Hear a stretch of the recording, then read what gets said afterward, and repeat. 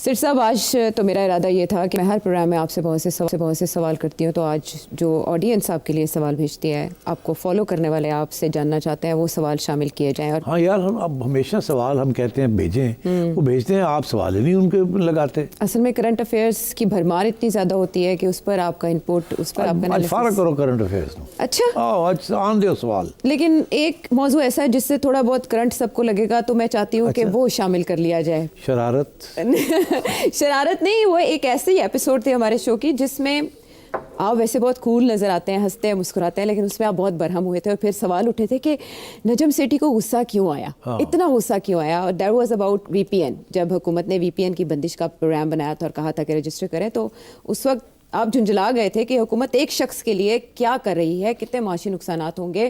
جو انفلوئنسرز ہیں یا جو ہمارے نوجوان ہیں جو اس کے ذریعے ارن کر رہے ہیں، فری لانسرز ہیں، وہ سب متاثر ہوتے ہیں. اور اس غصے پہ لوگ سوچنے لگ گئے تھے کہ واقعی اتنا سیریس میٹر ہے جس کی وجہ سے سیٹھی صاحب کو بھی غصہ آ گیا. اس پر ایک رپورٹ آتی ہے top10vpn.com میں ریسرچ کے بعد کہ پاکستان لیڈ کر رہا ہے انٹرنیٹ اور سوشل میڈیا ایپس کی بندش کے نتیجے میں ہونے والے مالی نقصانات میں. اب اس فہرست میں دوسرے ممالک بھی ہیں، اور وہ ممالک آپ دیکھیں کہ کون سے ہیں. میانمار ہے ان میں سوڈان ہے، اور وینزویلا ہے، بنگلہ دیش ہے، بھارت ہے، اور پاکستان ان کی لسٹ میں ٹاپ کر رہا ہے $1.62 ارب کے مجموعی مالیاتی نقصانات یا اثرات کے ساتھ. سب کے ذہن میں یہ سوال آتا ہے کہ آخر کون سی ایسی چیزیں ہیں جس کی وجہ سے حکومت اتنا بڑا معاشی نقصان بھی جھیلنے پر تیار ہو جاتی ہے، اور اسپیشلی ریاست کی ڈومیسٹک اور گلوبل پالیسیز کو میڈیا کیسے امپیکٹ کرتا ہے. بڑا آپ نے لمبا چوڑا سوال کر دیا ہے. شروع تو آپ نے پاکستان سے کیا اور اب آپ پہنچ گئی ہیں گلوبل پالیسیز کے اوپر، کیونکہ گلوبلی بھی تو پابندیاں لگی، لیکن ہم پاکستان میں سفر کر رہے ہیں. تو لیٹس اسٹارٹ ود دس. جی، اس کے کچھ تھوڑے سے اسٹیٹسٹکس بڑے انٹرسٹنگ ہیں.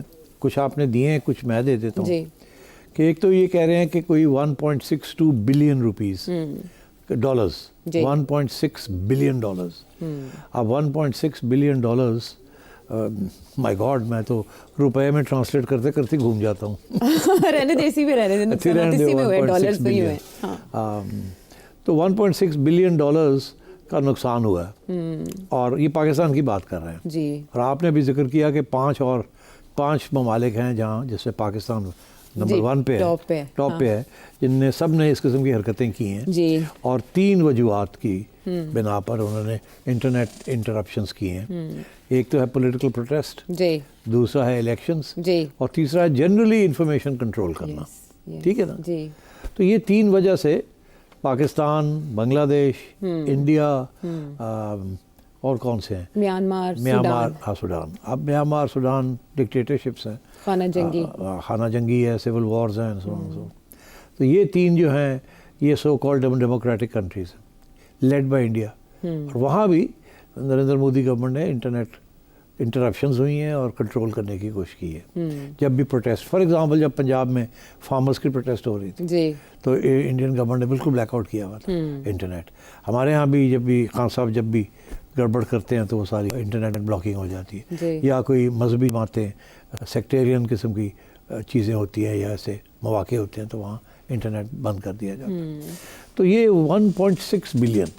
اب میں نے اس دفعہ جب مجھے غصہ چڑھا ہوا تھا کہ جی یہ کیا، یہ انٹرپشنز ہو رہی ہیں جس کی وجہ سے کاروبار تباہ ہو رہا ہے، تو اس سے آپ کو آئیڈیا ہوتا ہے کہ سمپلی کس قسم کی اسکیل ہے آف ڈسٹرکشن، اور آپ کو ملتا کیا ہے اس سے. کیا آپ نے حاصل کیا یہ انٹرنیٹ یہ کر کے؟ کیا ٹیررزم کم ہو گئی ہے؟ کیا بم پھٹنے کم ہو گئے ہیں؟ کیا لڑائی جھگڑے کم ہو گئے ہیں؟ کیا عمران خان کو آپ کا اس کا منہ آپ نے بند کر دیا ہے، اس کے سپورٹرز کا منہ بند کر دیا؟ نو. سو بات یہ ہے کہ یہ government should consider this policy of internet disruptions and controlling the flow of information. But اب یہ تو ہوگی بات.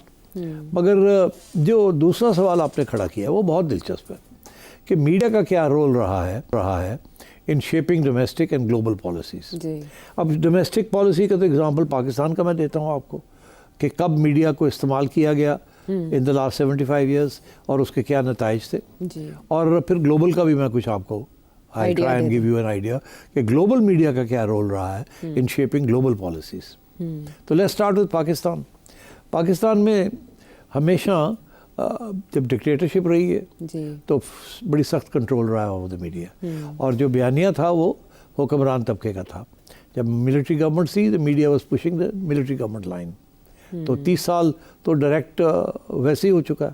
پھر کوئی 10 سال تو ہائیبریڈ گورنمنٹ چلتی رہی ہیں، اور وہ بھی گورنمنٹس ایسی جس میں سیم پیج کا راگ ہوتا تھا. تو وہ اس وقت بھی میڈیا کو کنٹرول کیا گیا اور انفارمیشن کو روکا گیا. تو پالیسیز تو، اور اس سے پہلے ایک زمانہ تھا جب کہ کوئی میڈیا تھا ہی کوئی نہیں. 1950s میں کون سا میڈیا تھا؟ 1-2 اخبار تھے، دیٹ واز اٹ. مطلب ایک پاکستان ٹائمز انگریزی کا اخبار تھا اور ایک کراچی میں ڈان تھا. اسی طریقے سے ایک جنگ تھا اور ایک آدھ اور کوئی اخبار تھا نیشنل لیول کا. تو مطلب ہے کہ، اور پھر جہاں تعلیم نہ ہو تو وہاں پرنٹ میڈیا کہ ایک حد تک ہی، اور اس کو بھی اگر بیٹھ کے نیوز رومز کو کنٹرول کیا جائے تو مطلب ہے کہ so the media was used always to promote a particular narrative, ایک ریاست کا بیانیہ یا حکمران کا بیانیہ. ٹھیک ہے. اچھا، تو جب یہ جمہوریت کی بات آتی ہے کہ media is the 4th pillar of the state, تو میڈیا کے ساتھ بھی وہی ہوا ہے جو کہ باقی پلرز کے ساتھ ہوا ہے. آئین کو بھی پلر کو انہوں نے ٹھوکا مار مور کے فارغ کیتا ہے، انہوں نے جوڈیشری نے بھی ٹھوکا مار مور کے فارغ کیتا ہے. یہی نا دند کاٹتے ہیں نا سارا. تو مطلب ہے کہ میڈیا کے ساتھ بھی یہی ہوا ہے. اور ہم بڑی شور ڈالتے ہیں freedom of the media, independence of the media. کون سا فریڈم، کون سا انڈیپینڈنس؟ یہ باتیں ٹھیک ہے، یہ باتیں ہم لوگ کر لیتے ہیں، but at the end of the day pressure constant ہوتا ہے کہ ریاست کا بیانیہ یا حکمران طبقے کا بیانیہ جو ہے وہ کرے.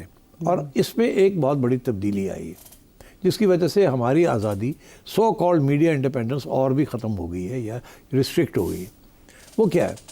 گلوبل میڈیا سے لے کے پاکستان میڈیا تک ایک ڈیولپمنٹ ہوئی ہے. وہ ڈیولپمنٹ یہ ہوئی ہے کہ پرانے زمانے میں میڈیا کے جو مالکان تھے وہ جرنلسٹ تھے. ٹھیک، وہ نارمز جانتے تھے جرنلزم کی، اور نارمز بھی جانتے تھے اور اپنی آزادی کو بھی گارڈ پروٹیکٹ کرتے تھے. It was not a money making machine, okay, it was a machine for social consciousness. Okay, وہ اسی لیے تو بات بنی تھی نا دا 4th اسٹیٹ. کہ اب وہ جب سے یہ سرمایہ داری نظام اور شروع ہوا ہے تو اس میں ہوا یہ کہ آہستہ آہستہ سرمایہ داروں نے کیپچر کر لیا میڈیا کو اپنے مفادات کے لیے، اپنے مفادات کو پروموٹ کرنے کے لیے. جہاں سرمایہ دار نہیں ہے وہاں ایلیٹ کے جو حصے ہیں جو اپنے انٹرسٹ کو فارورڈ کرنا چاہتے ہیں انہوں نے کنٹرول کر لیا. اب پاکستان کے اندر اب بہت کم میڈیا آرگنائزیشنز ہیں جو کہ ابھی بھی جرنلسٹ ان کو چلا رہے ہیں، اور جرنلسٹ ان کے جو مالکان ہیں وہ اور کوئی انڈسٹری نہیں ہے ان کے پاس. وہ ایک آدھ رہ گیا جیو ٹائپ. باقی تو یہاں حالات یہ ہیں کہ the media has been taken over by either contractors or politicians directly who are part of ministries اور information ministry سے اور ادھر سے وہ ایڈز لے کے اپنا کھاتا پورا کرتے ہیں اینڈ لائن چلاتے ہیں اس حکومت کی. سندھ کے اندر ایسے ہی ہے، پنجاب میں بھی ایسے ہی. تو ایک تو یہ ہوا میڈیا کے ساتھ، تو اس کا یہ مطلب ہے کہ بالکل کنٹرولنگ ہو رہی ہے اب. مگر جو دوسری چیز آپ گلوبلی دیکھیں تو وہاں بھی ایسے ہی ہو رہا ہے. وہاں بھی the Israeli lobby is so powerful that they have a very very strong grip over Western media. پہلی بات. دوسری بات یہ ہے کہ وہاں کے بھی جو بڑے سرمایہ دار ہیں، بگ بیرنز، انہوں نے بھی بہت بڑے انٹرسٹ سٹیکس لگائے ہوئے ہیں میڈیا کے اندر. شروع کیا انہوں نے پرنٹ سے، پر الیکٹرانک میں چلا گیا.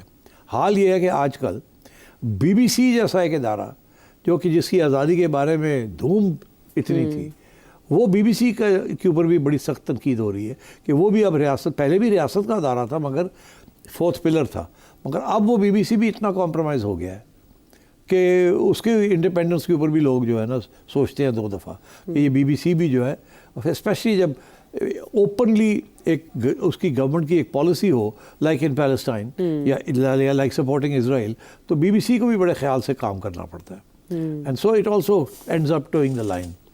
تو اب that is where the media is. But to go back to the global role of the media, میں تھوڑی سی اگر آپ ٹائم دیں میں آپ کو بتاؤں، بہت ایک امپورٹنٹ ڈیولپمنٹ ہوئی تھی. فرسٹ ورلڈ وار جب ختم ہوا ہے تو اس کے بعد ویسٹرن پاورز نے مڈل ایسٹ کو کاٹ کوٹ کے حصے بنا کے ایک دوسرے کے حوالے کر دیا. ٹھیک، مڈل ایسٹ کے ساتھ کارونگ ہو گئی تھی، نیا میپ بن گیا تھا مڈل ایسٹ کا.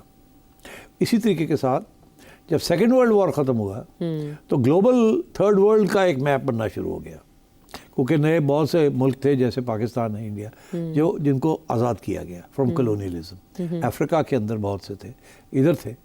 तो so that was the second process of liberalisation जिसे कहते हैं, या रीड्राइंग द मैप। अच्छा, अब जब वो मैप ड्रॉ हो गया तो अब कॉलोनाइजर जो था वो तो घर चला गया, मगर इंटरेस्ट तो उसके थे। So then what happened, second world war के बाद एक बहुत बड़ी डिवीजन हुई ग्लोबल पॉलिटिक्स के अंदर। अच्छा। वो क्या थी? वो थी कि second world war ended and the first cold war started. The first cold war was between the Soviet union and the western powers. Soviet Union became one of the biggest countries in the world with lots of states. Eastern Europe में भी और Russia में भी। They became a big, जो एक empire था वो empire बन गया। इधर जो वेस्टर्न थे नेशंस, इन्होंने नेटो शेटो बना लिया। राइट। ठीक, उन्होंने वॉर्सो पैक्ट बना लिया, इन्होंने नेटो बना लिया। And so you had a new war, and that war was an ideological war. Waste ने ये फैसला किया कि Soviet union communism versus capitalism. Okay. ठीक, उन्होंने कहा कि ये जो मॉडल है कम्युनिज्म का, ये थर्ड वर्ल्ड के अंदर पॉपुलर ना हो जाए। उसके साथ जो अमेरिकन इंटरेस्ट्स हैं और ब्रिटिश इंटरेस्ट हैं और फ्रेंच इंटरेस्ट हैं, ये अंडरमाइन ना हो जाए। उसको चाइना गेम में नहीं था, ये लोग थे। अच्छा। तो इन्होंने एक तरफ तो डिफेंस पैक्ट्स बनाने शुरू कर दिए, सेंटो, सीटो, बगदाद पैक्ट। दूसरी तरफ थर्ड वर्ल्ड के जो रिसोर्सेज थे उनको कंट्रोल करने की कोशिश की। ईरान के अंदर कू करा के ईरानियन ऑयल को कैप्चर किया एंड सो ऑन। और इसी तरीके के साथ मिडल ईस्ट के अंदर इसराइल को बनाया to be the policeman for the middle east, because that was the place where the oil was. Okay, so now we have a situation with the first cold war started. उस cold war के हथियार क्या थे? हथियार होते हैं ना, हर जंग के हथियार होते हैं। बिल्कुल होते हैं। यहाँ ठाठू तो नहीं था। हाँ, प्रोपेगेंडा था। प्रोपेगेंडा था। उस प्रोपेगेंडा वॉर में media played a very important role, मगर उसको प्रोपेगेंडा नहीं कहते थे, क्योंकि अगर उसको प्रोपेगेंडा कहते तो लोगों ने कहना था ये तो जैसे फाशिज्म के अंदर हिटलर का प्रोपेगेंडा था, तो ये तो वो प्रोपेगेंडा है। जब किसी को ये पता चल जाए कि जो बात हो रही है वो प्रोपेगेंडा की हो रही है तो उसकी अहमियत नहीं रहती ना। यार ये तो प्रोपेगेंडा है, ये फेक न्यूज़ है। प्रोपेगेंडा का तो मतलब ही है, तो इसको प्रोपेगेंडा नहीं कहा जाता था। अच्छा, इसके ऊपर बहुत डिस्कशंस हुई हैं और बहुत की किताबें भी लिखी गई हैं, और अगर कोई इसको ज़्यादा रिसर्च करना चाहे तो one of the best books on the subject is by Noam Chomsky. जी, बहरहाल वो तो अब लोग पढ़ रहे हैं नोम चॉम्स्की को। मैं आपको मुख्तसर मोटी बात बताता हूँ। कोल्ड वॉर शुरू हो गया, वेस्ट ने सोचा सोवियत यूनियन को कैसे गिराना है, अच्छा। कैसे कमज़ोर करना है। तो उन्होंने सोचा सबसे इम्पोर्टेंट बात तो ये है कि सरमायादारी निज़ाम एक लिबरल निज़ाम है, जिसके अंदर आज़ादी is very important, human rights are very important, individualism is very important. ये अट्रैक्ट करेगा लोगों को। ये स्लोगन जो है, जमहूरियत is very important. We have to stress democracy, human rights, ये चीज़ें we have to stress. Freedom, individual freedom, right, ठीक, प्रेस फ्रीडम, ये सारी बातें हमें करनी पड़ेंगी, क्योंकि सोवियत यूनियन के अंदर, कम्युनिज्म के अंदर ये चीज़ें नहीं थी, माइनस थी। लोगों की आज़ादी, उनके हक़ सेल्फ डिटर्मिनेशन, ये सारी बातें इन्होंने पूरा एक एजेंडा बनाया। उसके लिए फिर अमेरिकन कांग्रेस ने और ब्रिटिश गवर्नमेंट ने और फ्रेंच गवर्नमेंट ने, इन सब ने इदारे बनाए इसको प्रमोट करने के लिए, कि ये तो पता था कि डायरेक्टली तो नहीं कर सकते, इनडायरेक्टली करना पड़ेगा। तो NGOs बनाए, नॉन गवर्नमेंट ऑर्गेनाइजेशंस, उनको फंडिंग दी गई फ्रॉम कांग्रेस। तो कोई डेमोक्रेसी की प्रमोशन के लिए था, कोई मीडिया की प्रमोशन के लिए था, कोई ह्यूमन राइट्स की प्रमोशन के लिए था, कोई इलेक्शंस के लिए था, बिकॉज ये चीज़ें सोवियत यूनियन और उसके सैटेलाइट स्टेट्स में नहीं थी। तो ये एजेंडा बनाया गया, इसको फिर उन्होंने पुश किया, ठीक, और सोवियत यूनियन को अंडरमाइन किया, और उनके वो अथॉरिटेरियन कंट्रीज़ हैं, वहाँ आज़ादी नहीं है, वहाँ घुटन है, वहाँ ये है, वहाँ वो है, और यहाँ कितना गज़ब का माहौल है, सब पैसे बना रहे हैं और सब आज़ाद हैं और मज़े आ रहे हैं, ठीक, और ह्यूमन राइट्स हैं। इनको ह्यूमन राइट्स याद आ गई। हालांकि वेस्ट का जो रिकॉर्ड है on human rights, before the notion of human rights, जो 19th and 18th और उससे पहली सेंचुरीज़ में जिस किस्म की persecutions اور genocides colonialism نے کی ہیں, وہاں human rights کو تو انہوں نے اڑا کے رکھ دیا. جو colonizer تھا اس نے کیا کیا ظلم نہیں کیے, whether in India or whether in Portuguese territories or whether in French colonies or whether in British colonies, everywhere. So suddenly change. To counter another ideology, they did it.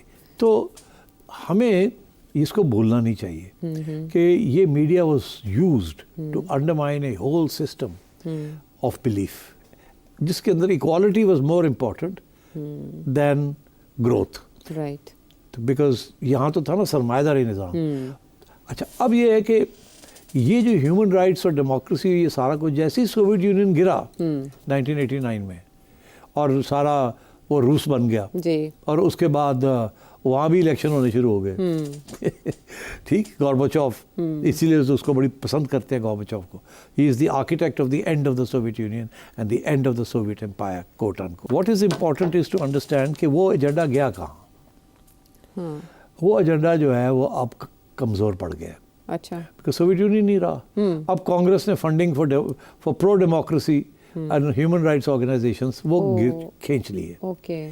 اور اس کے ساتھ ساتھ آپ دیکھیں گے کہ رائٹ ونگ فاشزم بڑھتی جا رہی ہے. اور کہاں بڑھ رہی ہے؟ ہمارے ہاں اتنی نہیں بڑھ رہی جہاں ہوم آف ڈیموکریسی اور سرمایہ داری وہاں بڑھ رہی ہے. اب جو الٹرا رائٹ کی جو ریسرجنس ہے یہ امریکہ میں ڈونلڈ ٹرمپ اور فرانس میں دیکھ لیں, جرمنی میں دیکھ لیں, وہاں تو دا رائٹ ونگ از ریسرجنٹ. کہتے ہیں کہ 60+ کنٹریز جہاں ڈیموکریسی پریکٹس ہوتی تھی وہاں democracy is on the retreat, including in America. ٹھیک. تو میں یہ کہہ رہا ہوں آپ سے کہ the net result of this has been that the media was used to create a particular framework. وہ فریم ورک اب کمزور پڑ گیا ہے کیونکہ اس کی ضرورت نہیں ہے. جیسے ہی وہ کمزور پڑا ہے تو right wing ultra fascism, fascist ideas اور اتھارٹیرین آئیڈیاز جو ہیں وہ پروان چڑھ رہے ان دا کیپٹلسٹ کنٹریز. تو یہاں بھی اب لوگ بڑے غور سے دیکھ رہے ہیں چائنیز ماڈل کو. چائنا نے بہت سیریس کنٹرولز لگائے ہوئے ہیں آن میڈیا, رشیا نے لگائے ہوئے ہیں. اب ویسٹرن کنٹریز میں آپ نے یہ جو دیکھا ہے یہ ان میں سے India is the largest democracy in the world. اچھا یہ کاش کہ انٹرنیٹ ڈسرپشنس تو بڑا مشکل ہو جاتا ہے نا ایڈوانس کنٹریز کے اندر, بیکاز وہاں تو ابھی بھی there are checks and balances, اور وہ وہاں it's a big source of income اور گورنمنٹ کا کنٹرول نہیں ہے وہاں. اور ابھی بھی عدالتیں جو ہیں ٹو واٹ سم ایکسٹینٹ ہے free for issue such as this. مگر آپ دیکھیں تھرڈ ورلڈ کے اندر progressively even in democratic countries اب گورنمنٹس کھڑے ہو کے ریسٹرکشنز لگا رہے ہیں on the internet because of those 3 factors, information control, elections جو ریگ کرنے پڑتے ہیں, اینڈ پروٹیسٹ جو کہ ڈیسٹیبلائز کرتا ہے. So I think global politics کے اندر media has played a role. Last point کہ اب وہ میڈیا نہیں رہا, اب سوشل میڈیا آ گیا ہے. اب ایک کاؤنٹر بن گیا ہے کہ سوشل میڈیا جو ہے وہ کیا پروگریسو آئیڈیاز لے کے آ رہا ہے یا کاؤنٹر پروگریسو آئیڈیاز لے کے آ رہا ہے. اور سوشل میڈیا جو ہے ایکچولی اگر آپ اس کو زیادہ جب اسٹڈی کریں گے تو اس کو یہ پتہ چلے گا کہ instead of becoming a source of growth and liberalism, social media is now turning into anti democracy and anti liberalism. اور یہ جو ہے نا this is a very dangerous sign, because ہو یہ رہا ہے کہ اس کے ساتھ social media in the west is leading to white supremacy, Islamophobia, وہ جو ساری بیس انسٹنکٹس ہیں لوگوں کی, پاپولزم کی, جس کو ایکسپلائٹ کیا جاتا ہے, سوشل میڈیا جو ہے آپ کو اس طرف لے جا رہا ہے. اور یہاں بھی آپ دیکھ لیں سوشل میڈیا آپ کی ریاست کو اٹیک کر رہا ہے اور پاکستان کو کمزور کر رہا ہے, and there is no restriction on it. اس لیے یہاں بھی اب اٹیمپٹ کریٹ کی جا رہی ہے کہ کسی طریقے کے ساتھ اس کو چینل کیا جائے, اس کو کنٹرول کیا جائے. مگر ہم یہ سمجھتے ہیں کہ this is a attack on our freedom, and it is because جیسے میں نے اس دن یہ کہا کہ یہ اب اس کو روکنے کے لیے, فلو آف انفارمیشن کو روکنے کے لیے, الیکشنز رگ کرنے کے لیے یہ استعمال کیے جا رہے ہیں سینسرشپ, اور یہ بزنس کو بھی خراب کر رہی ہے اور آپ کا جو ماحول ہے یہاں which is what we want. Democracy is what we want. We want protection. وہ بھی خراب ہو رہا ہے. So I think political parties کے اوپر پریشر رہنا چاہیے کہ یہ جو کنٹرولز آپ کرتے ہیں سوشل میڈیا کے اوپر, یہ آپ اپنے پاؤں پہ کلہاڑی مار رہے ہیں. آپ کاؤنٹر نیریٹو نہیں دے سکتے تو آپ پابندی لگا دیتے ہیں. جیسے آپ نے پہلے 2 آئیڈیالوجیز کی مثال دی تو وہ کاؤنٹر کرنے کے لیے تھی, لیکن اس میں حکومت ان کے یا سیاسی آرگیومنٹ بڑے کمزور ہیں. تو ان کو طاقتور بنانے کے لیے کیا کریں؟ بریک پہ جانے سے پہلے یہ بتا دیں. اپنا بیانیہ ٹھیک کریں, عوام کے ساتھ ہمدردی کریں, عوامی باتیں کریں.